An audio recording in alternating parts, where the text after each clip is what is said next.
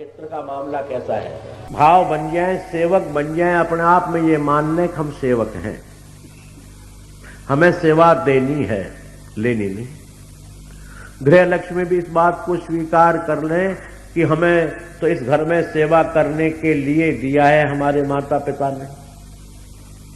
और पहले उदाहरण में अपन जो है किसी भी देश प्रदेश के रहने वाले हों, पर ये शिक्षा दिया भी करते थे माँ बाप, बेटी तुझे सेवा करने के लिए दे रहे हैं। रिश्ता करते थे जब ये कहते थे कि हम सेवा करने के लिए आपके घर में एक लड़की देना चाहते हैं, ऐसा कहते थे।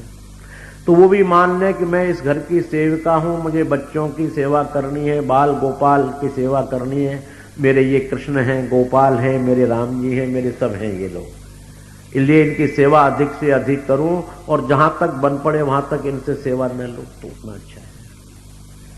तो सेवा बच्चे भी गृहस्थ में करें, अपने आप को सब सेवक मान लें, चाहे वो घर के अंदर में डॉक्टर हो, चाहे आईएएस हो, चाहे आरपीएस हो, चाहे जो भी हो, चाहे मिनिस्टर हो, वो अपने आप में सेवक स्वीकार कर लें। सेवा ही परम धर्म है और सेवा ही मानवता का श्रृंगार है और सेवा ही उस भगवत की प्राप्ति का योग्य मार्ग है। उसके लिए वैसे सीढ़ियां नहीं बनाई, सीढ़ियां यही है, प्रथम भक्ति संतन कर संगा, पहली सीढ़ी बना दी, द्वितीय भक्ति मम कथा प्रसंगा, दूसरी सीढ़ी बना दी, तृतीय भक्ति मम पदरज सेवा, तीसरी सीढ़ी बना दी। तो सीढ़ी वार हम लोग चढ़ते रहें, यही हमारी मानवता है।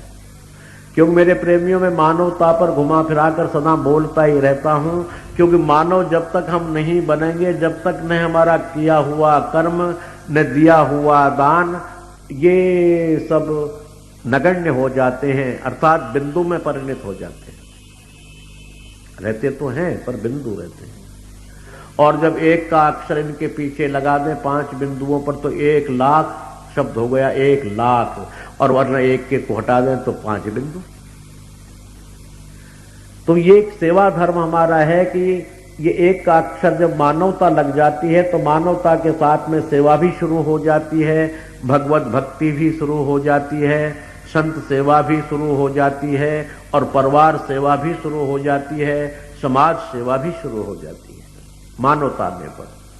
इसलिए मानवता तो मैं बार बार कहता ही हूं कि वो अपने अमूल्य हीरे को या अमूल्य निधि को या मोहरों को या असरपियों को या जो भी हमारे पास है उसको हर मनुष्य बार बार, दिन में 1 बार, दिन में 2 बार, दिन में 4 बार, नहीं तो 24 घंटे में 1 बार जरूर संभालता है,